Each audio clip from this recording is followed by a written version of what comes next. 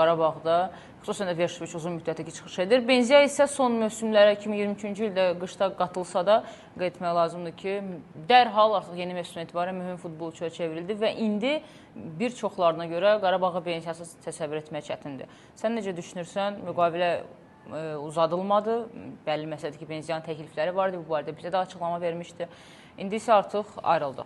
Həqiqətən də qısa müddət ərzində Qarabağın əvəz olunmaz futbolçularından birinə çevrildi və deyə bilərik hətta ki, Qarabağın əfsanələrindən birinə çevrildi artıq. Çünki ən uğurlu mövsümü Benzi Qarabağda olub və ən vacib futbolçulardan biri olub. Yəni tarixinin hələ ki ən uğurlu mövsümündə, yəni söhbət ötən mövsümdən. Gerdə qalan yenicə bitən yox, ondan əvvəlki mövsümdən gedir.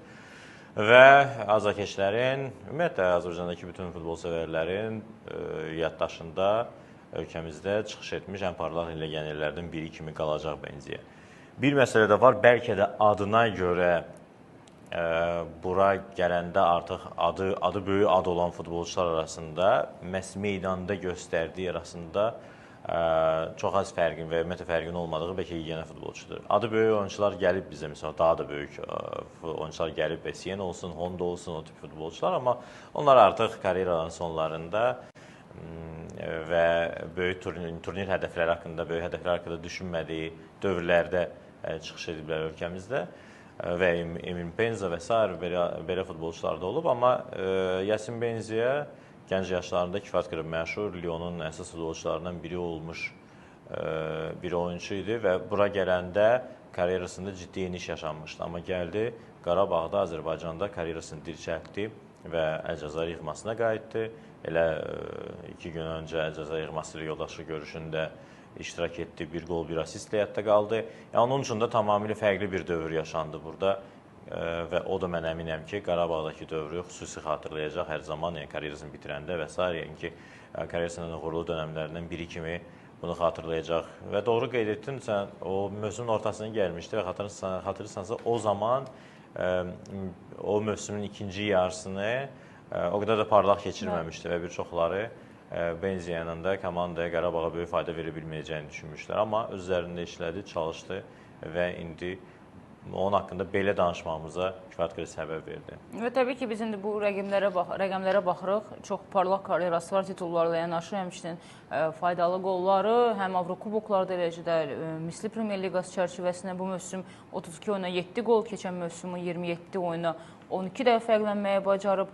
Yasin Benziya və Avrokuboklarda da Qarabağın elə Ludogoris'lə oyunu xatırlasaq və digər maçları xatırlasaq, vacib oyunlarda əsas futbolçu olub və bu rəqəmlərdə əslində qısa müddət ərzində əsas futbolçuya çevrilən Qarabağda Juninho'nu deyə bilərik və Benziyanı.